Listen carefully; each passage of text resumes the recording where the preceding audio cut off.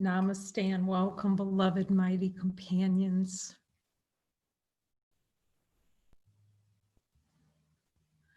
To this holy circle of light, to celebrate infinite light of being.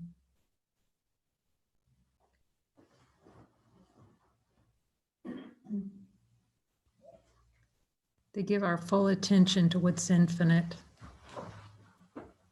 and still.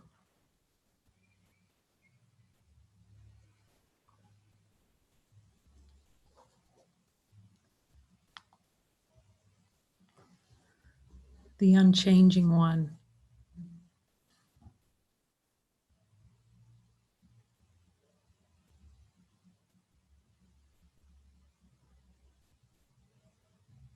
We're so used to affiliating with thoughts and feelings and emotions. Jesus is calling us. Irene put it beautifully, said kind of lean back and relax a little.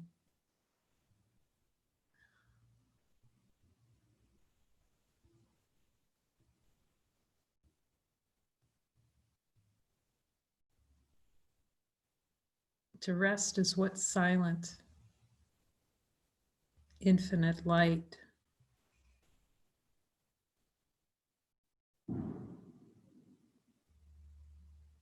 And see how much work there is in the sense of personal identity, how much effort it takes to uphold that.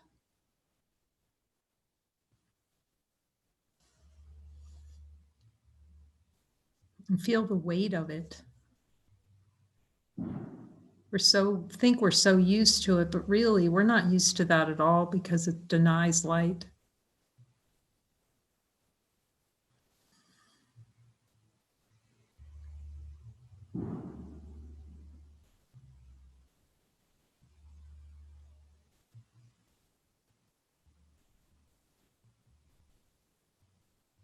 So we're reacclimating to infinite.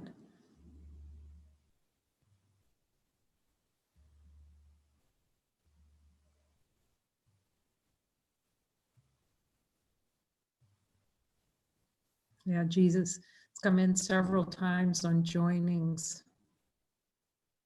Jesus saying through various beings, you're not trusting that I'm going to take care of everything. The word trust. Realize we don't even know what trust is. Ask Jesus. Jesus, do we know what trust? We're so used to being untrusting.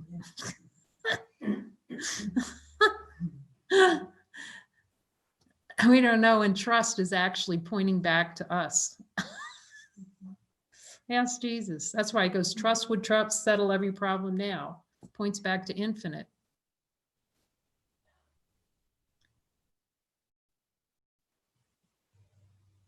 See, when we say, I don't trust you, Jesus, that's a way of saying, I don't trust myself. Ask Jesus. What I'm saying, I don't trust you. It's okay to say, he's used to hearing it. He sure is.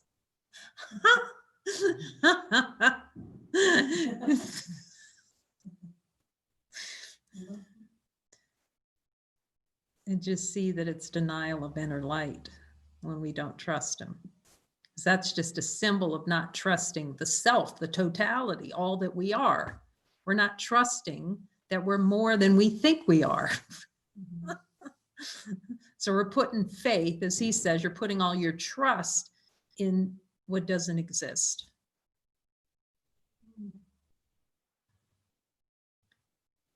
We're going to the bank of death and putting all our money in it and going, oh, this is great. And pretending like it's good. Like he says, putting lipsticks on a skeleton and sitting it up, propping it up. Boy, that looks good. That just changes everything, having that lipstick on that skeleton. That's what putting trust in the ego is. Lipstick on a skeleton. He has to get that graphic with us so we really like.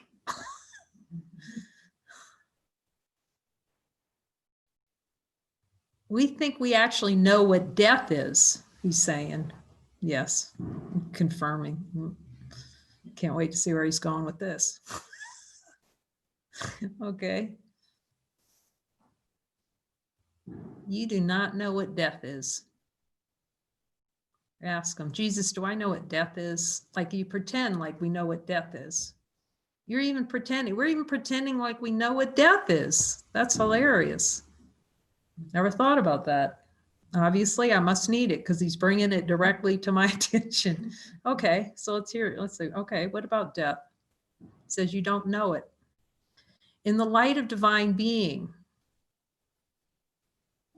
and honesty of God, do we know what death is?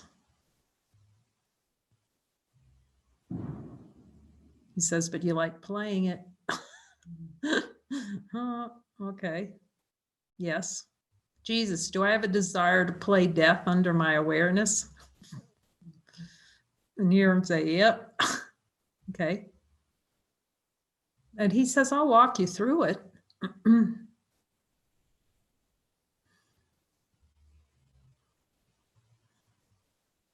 We watched Solaris today. So beautiful to watch these movies with Jesus. Why watch them alone? Isn't it helpful when he's like explaining the whole thing to you right in your ear and telling you, what about, look at this, and you see how you do this, and you see this. So handy. Then he can just walk you through life. Well, the illusion, let's put it that way, it's not life. Is this pictures that we're seeing in this body, is that life, Jesus?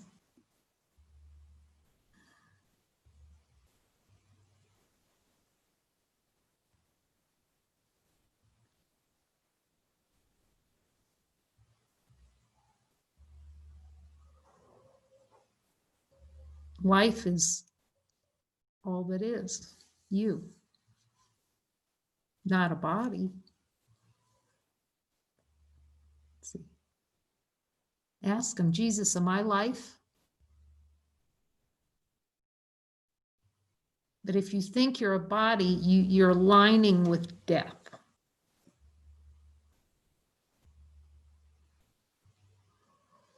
It's really helpful. Like, sorry to talk about this. I always ask them. It's really helpful when you start to see that you really have no clue what a body is because it's a concept.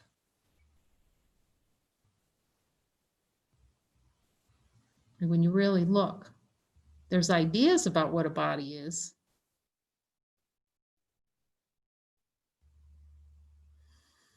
But it's an outpicturing. And he's also talking about death. Death is a concept. Jesus, is death a concept? It's trying to stay alive in concepts. That's death. Keep concepts alive. Conceptual experience. We don't even know how well we play dead. Actually, we need them to show us that's death and that's death and that's death. I think you know that one of my favorites, they know it here, like my favorite clips is Darth Vader on the Death Star in Lego. Izzy Izzard. Oh my God, that's so funny. He comes on the Death Star. There's a couple of really good versions too. There's a Lego version and there's like a little animated. It's only about 5 minutes. Yeah, we can put, I asked him, can we put it up on we'll put it up on that Jesus, a New Covenant Messenger group.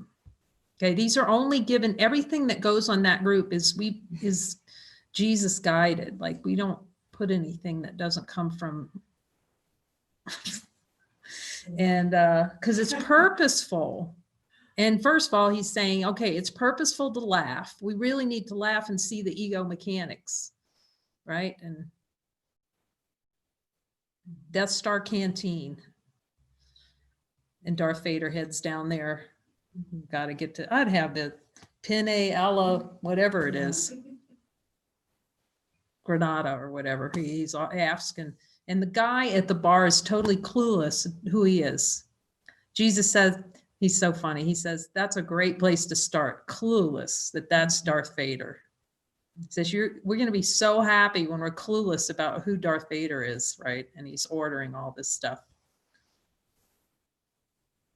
And the guy's, he goes, I am Darth Vader.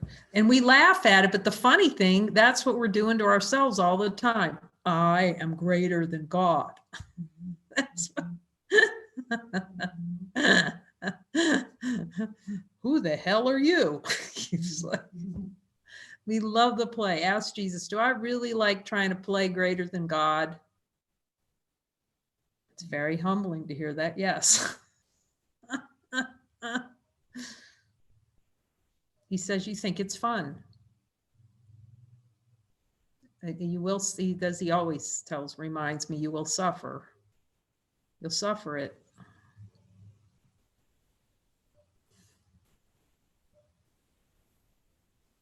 We're just trying different things. Playing Darth Vader in the Death Star. But we don't see it. See, he's so convinced that he's right. I can kill you with a thought.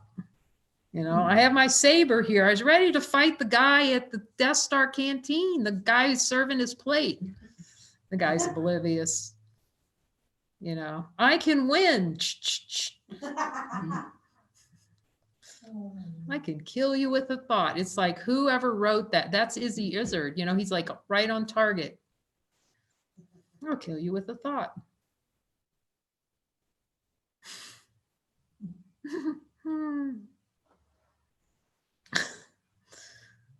We're trying to kill ourselves with a thought. Now, come on. Jesus, do I try and kill myself with a thought? Hear him say yes. I'm trying to kill myself. Do I love believing those thoughts and just getting around and swimming in there? Swan dive, right? Do I really love swimming in thought? Ask him. And just swan diving and then say, oh, these thoughts are terrible. And I'm just swimming through a whole sea of them. Ask him. That's humbling. You're like, yep. Like, oh, this is horrible. All these thoughts are getting me. We're calling them over, you know, underneath the subconscious mind. Hey, come on over and beat me up. Jesus, ask Jesus, Jesus, am I inviting these thoughts over to beat the tar out of me? To pretend that thoughts can beat the tar out of me? Here's the good news. Here's the good, doesn't feel so good. The good news is the pain is the reminder of where we're pretending to be little.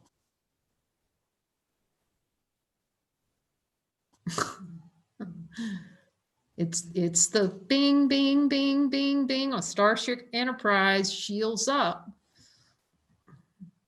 But as we said this morning, we have a new way. When it goes, when there's pain, it shields down, ask Jesus. That's the new. When I feel pain, discomfort, shields down, ask Jesus. What usually happens is shields up and fight. See, protect.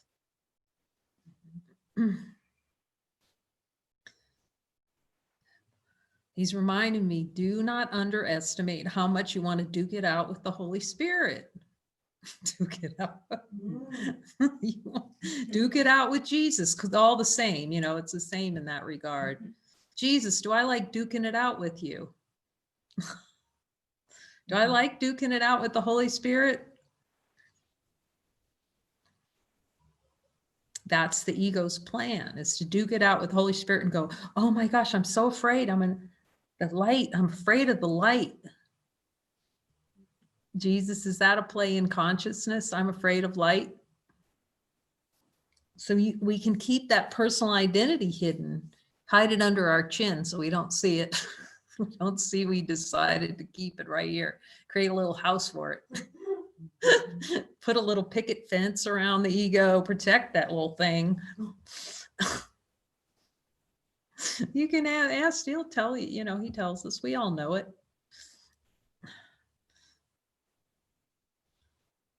Set up the little guardrails so God can't get in, you know. That's funny. So tonight we're going to look at chapter 13. Really beautiful.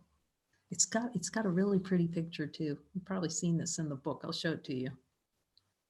Can you see it? Yeah, isn't that wonderful? Yeah, I'm sharing that too because the Spanish version doesn't have pictures. We don't have a Spanish version. We'd like to. So anyone who would like to jump on board. But here's the quote. Anything that appears in form, including what seems to be happening to a body form, is merely a powerful opportunity to transcend the desire for an experience of limitation. Anything that appears in form, including what seems to be happening to a body form, the body, is merely a powerful opportunity to transcend the desire for an experience of limitation. So in other words, it's a reminder that since the light is always here, and something that's not light comes into awareness, it's always an opportunity to transcend the desire for an experience of limitation.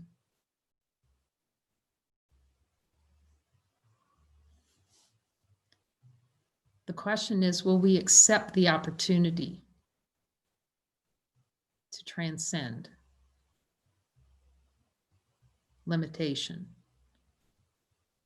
The idea that we could be limited.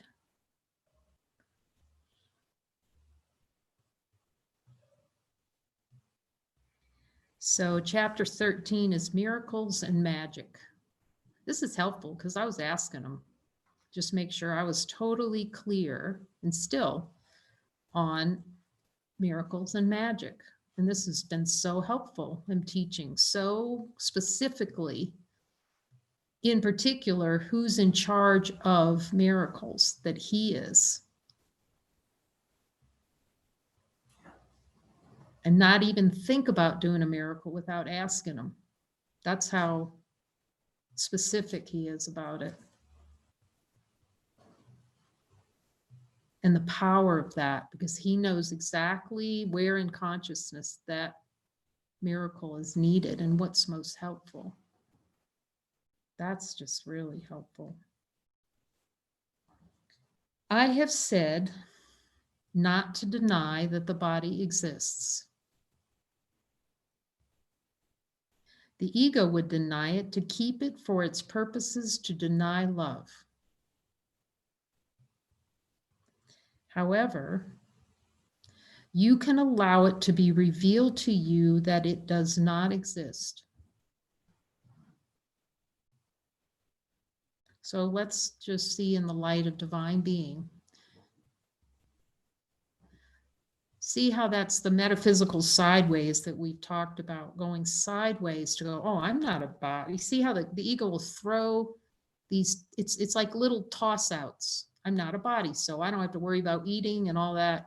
Hear which voice is speaking. This is really what we're being attentive to now. Which voice is speaking? Remember the Jesus parrot. I am not a body, I am free. You know, he's talking about now, let me show you the direct experience that you are not a body. So you don't deny it, you just see that it's not real by your direct experience. So in the light of divine being and honesty of God, infinite light, does infinite light have a body?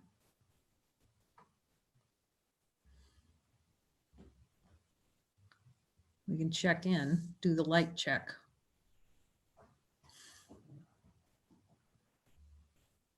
Does light know what a body is? So a body is a conceptual construct of a bunch of ideas. It's the desire to experience death. becomes in form and looks like a shape. And it's the world, actually.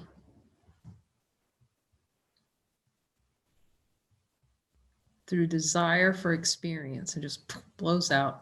There it is. You can ask the light this and talk to Jesus about it. If you ask him questions, he'll talk to you about all of these things in a way that they bloom within. The combustion, you know, the little, oh, right, no body, like that.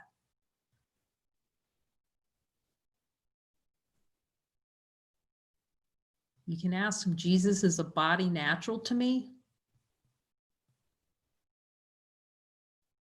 See, the light doesn't know what a body is. It's like, is the light claiming a stake and a claim? Here, I've got a body. No, the light doesn't know what a body is. It's good to look at this because we're so used to that idea.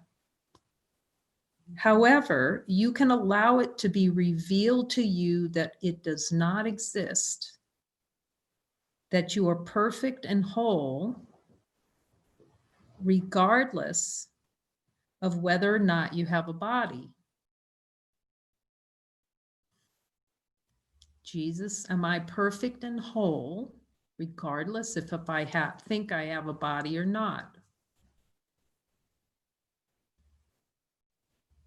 He says, it's just that if you think you have a body, you will never feel whole. Because the body's purposes is to have you feel limited.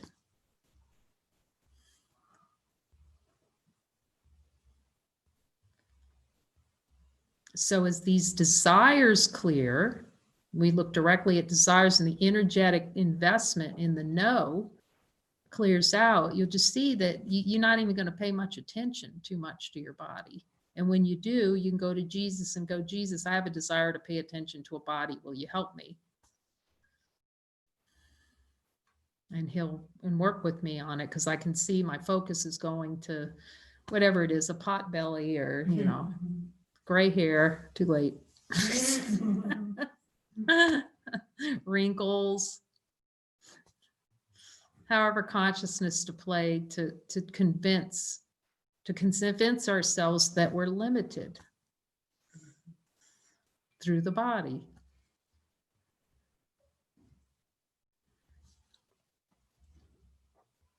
The greatest power is to see, and I'll add, and admit that the body is not you.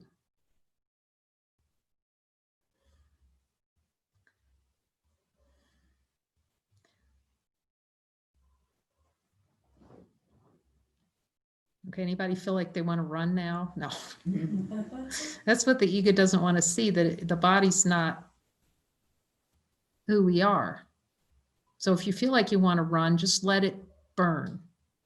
Like give it to Jesus really quickly. Because you'll see that's what we don't want to see, that we're not a body. That's what the play is, not we. The play in consciousness, there's no one doing it. Consciousness playing as a body without wanting to see that it's not a body.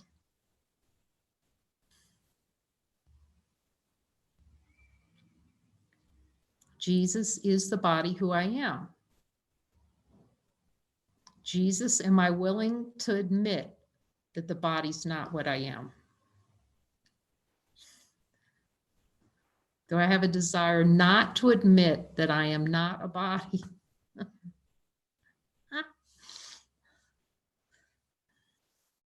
Do I have a desire not to admit that I'm not a body?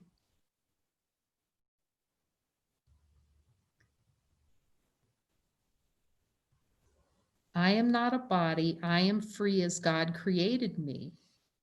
It merely reflects what you believe you are. And if you invest in the beliefs about what a body is, then you will experience the body and feel very small and separate from what you truly are. So you can ask him, Jesus, do I desire an experience of a body below my level of awareness?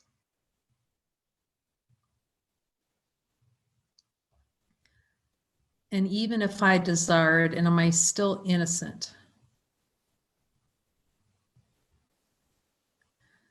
Because the play in consciousness is the play is that, okay, I created a body, now I'm guilty and I'm going to be killed by God.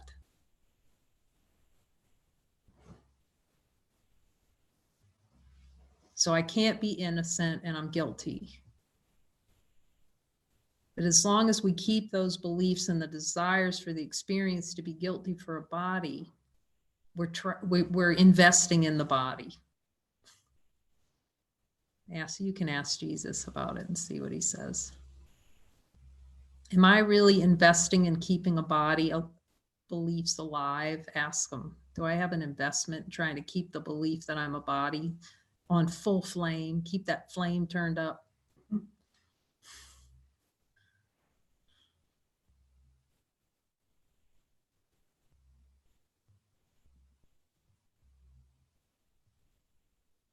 I have said that all healing is of the mind. When you accept this recognition, the kingdom is at your feet. See, we kind of want to have it in the mind. We can kind of see, oh, yes, it's in the mind. Yes, yes, yes. But no, no, no.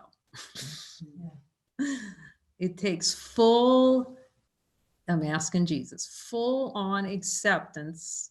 100%. Yeah, he says, no way to get around that. Actually, it takes full, no toe dipping acceptance that all the healing's in the mind. He says, otherwise you will dabble. And that's why this chapter is miracles and magic. You'll dabble in magic. Cause and effect. As magic is cause and effect. That's searching for something in form to heal. So we have to, it's not accountability of this world.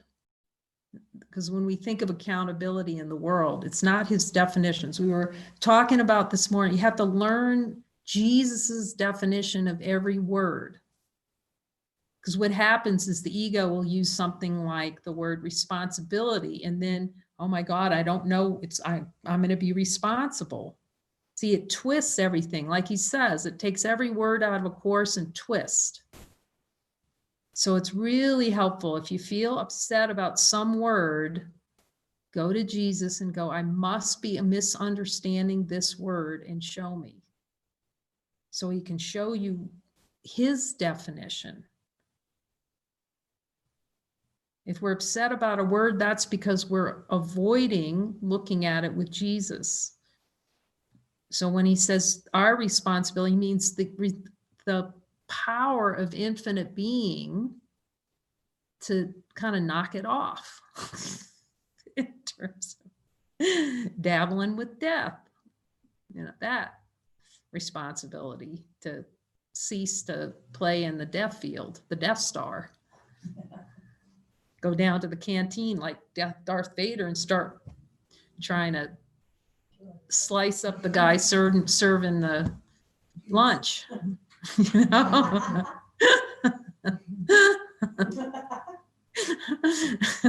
Because we know we're doing that stuff, but at some point it has to be all in or all in. We talked about the toe dipping. It's gonna hurt. It hurts so bad, but we like it. Oh, Jesus, do I like this toe dipping divinity thing? You see, you don't even have to know what that means, and he'll tell you yes. You can hear him.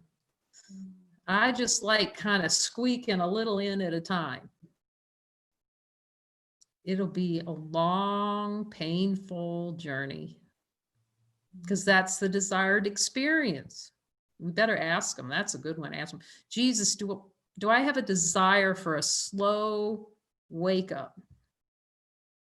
If he says yes, it's good to look at that desire. Is there a desire below my level of awareness for painful wake up? Good to look at him carefully.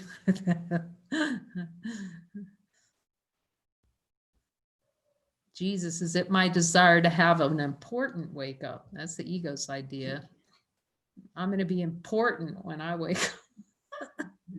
Ego wants to go along with everything. I'm going to be part of it no matter what. Ask Jesus, is that possible? I want a special spiritual awakening experience, more special than anyone. I saw that play. I can be just a special, twist and shout, wake up. It's good to ask them because it'll play. Otherwise it'll play. And we forget, we forget, oh, that's right. This is desired experience while we're twisting on the floor. That's why we need our mighties to keep us from hanging around in death.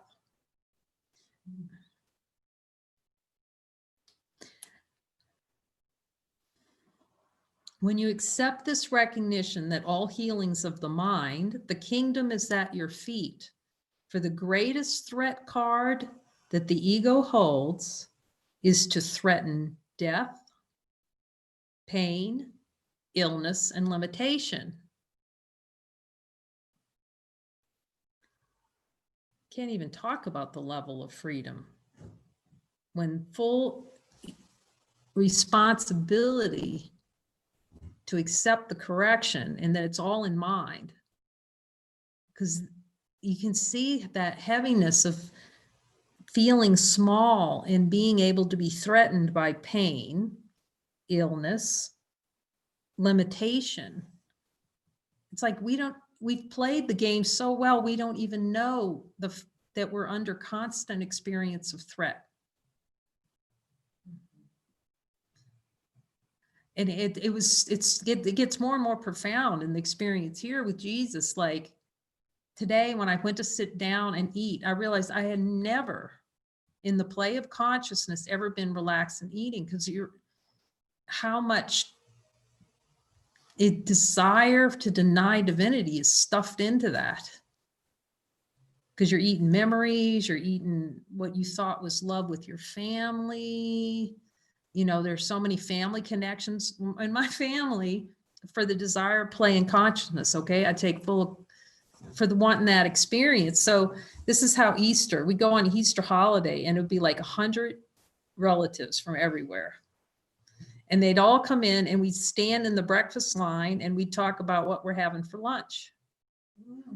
And the lunch line and talk about what we're having to see the play. It was so much density around the desire to deny in food and eating, and like so much guilt in it. You can talk to Jesus and see, if that it plays in different ways in different beings, seemingly. Jesus, is there any desire to experience guilt through eating? That means, so every time you go like this with a spoon, that's a tough play right there. How many times are we eating with a spoon during the day, or a fork? 3 times. So and feeling guilty about it until he shows you, oh, right, I didn't see that before.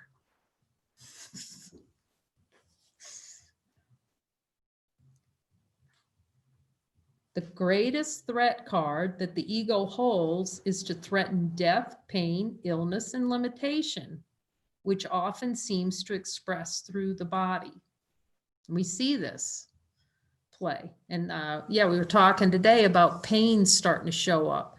It's like, wait a minute, I don't feel pain. I think it was Irene and I had a beautiful joining.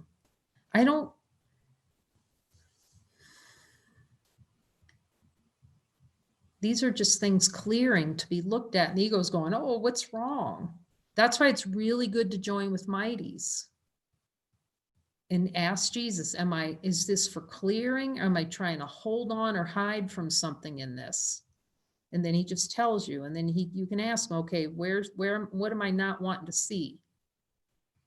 And then he reveals it and it releases.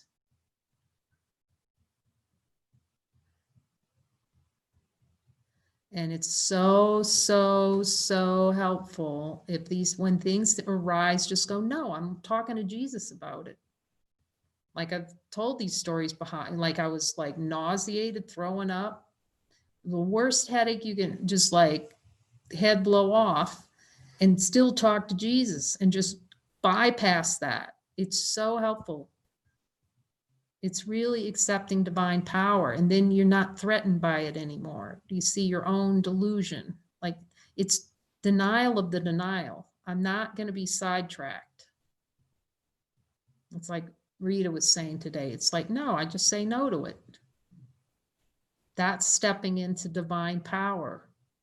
Just saying no to it. I'm not following that rat down the hole. And it takes saying no a lot to the ego rather than to Jesus. It takes a lot of yeses to Jesus and a lot of no's to the ego because we like the play. You can ask Jesus if that's needed, but that's what he says here for me. The only reason magic seems to exist is that there is a desire to experience something other than divinity. That's pretty direct about magic because he talks about it in the Course. He's really pointing to it here. The desire to experience cause and effect, an effect that seems separate from the Father. And we can see how much the play of consciousness, again, and he's going to talk about it here, it's not bad for magic. We can at least be curious about it. Do you see? We don't question it. We just go take the pill and don't question, go,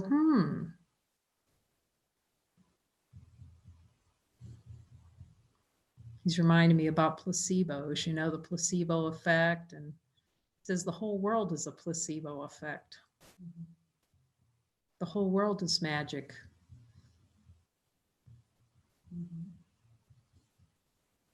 That's consciousness' role. See that shark coming, dun, dun.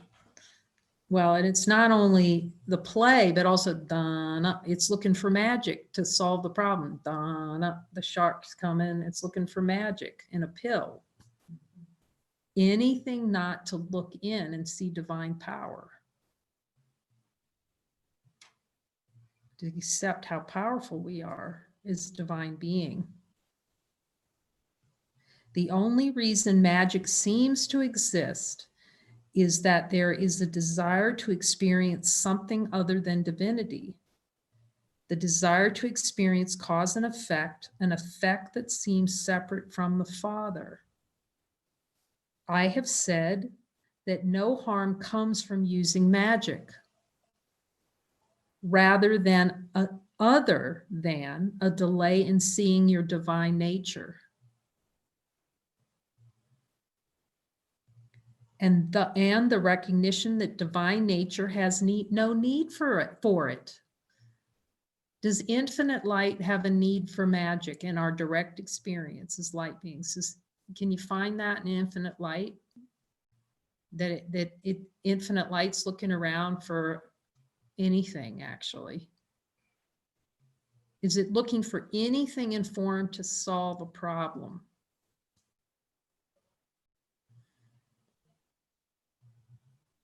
If you believe in fear, and actually meaning if you are so siding with your weakness, it is well to use magic that is in alignment with your beliefs. What I will say, I'm going to ask them so I can, yes. Every being that shows up here in these light circles has the absolute power to see beyond magic. You recognize enough in divinity that it is in the mind and that you can look and thus see that we're not subject to illness, pain, and suffering because we're divine beings. Being the one, but you can put it that way, divine expressions seemingly that move around. The one that seems to move. But he's just direct. He's just saying, you have the power to look at this now.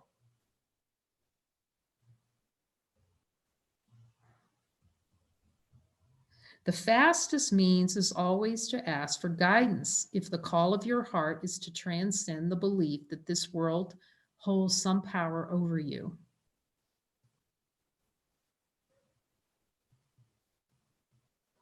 See, magic is investing in the belief that the world holds some kind of magic over us, some kind of hold.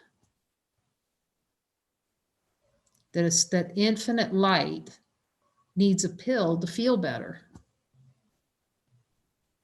It's not just a pill. I mean, we practice all kinds of magic things.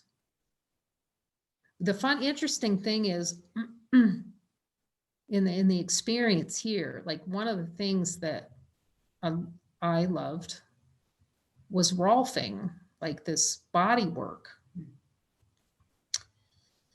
And what happened here is with some of these kinds of things was that I told someone the story. It was like maybe 5 or 6 months ago, and I went to stand up and I fell. And I just, in the play was that I could hardly, I mean, just, I don't know, I crushed my foot or something. I don't even know what happened. You can't even explain it, you know? So then of course I had to have a talk with Jesus about that. He says, yes, you wanted to break it because consciousness likes these experiences, right? So so it was hurting. So I thought, okay, and I could see it wasn't guidance to go join with someone who did massage.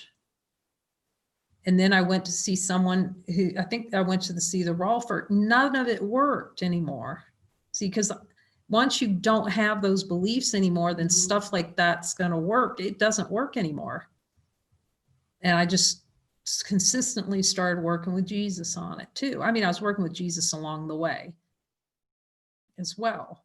But you start to see that even taking an aspirin on a headache, it's like, no, you just see that you don't have enough belief in magic anymore to use it. And you see, as I've said, and I have a video where I worked on a headache. I never felt that much joy taking an aspirin. See, it released all this, you know, denial of love from looking with Jesus on as he said, I will reveal to you the underlying cause if you ask me, which is the desire for the experience. There's so much freedom in that, can hardly even be spoken about. Because then there's no buying into the threat if something arises. It's like, you know, you're not buying into it. And you know that you can go to the one who knows to find the underlying causes and release it. And you'll see it's all subconscious tension. You start yawning and all of a sudden, wait, what happened to that headache? It's just like gone. It's that projecting, wanting to project the experience outside. If you wish to deny that fear exists, the true use of denial, then all the power of divinity stands with you. So you can ask him, Jesus, is pain an expression of fear? It's a desire to experience fear in a body.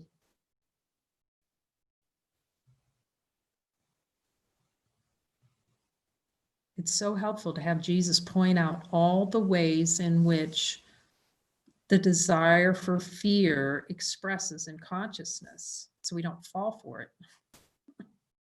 Our own delusion. It's very helpful. Jesus, if I'm experiencing pain, am I dreaming?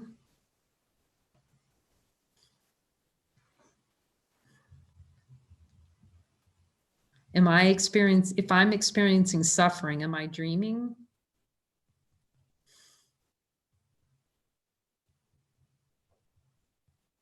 If I'm experiencing pain, is it because I desire it? That's when he can really help us, when we admit that. And we can help each other.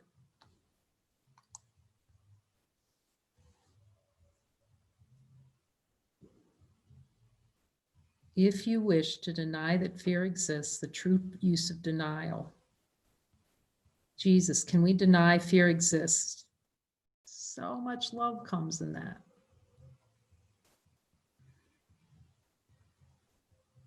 Then all the power of divinity stands with you.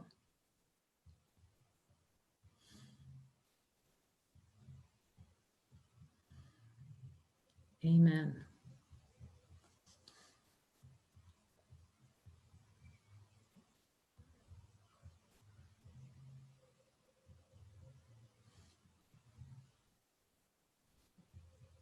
All love from San Juan Kosala.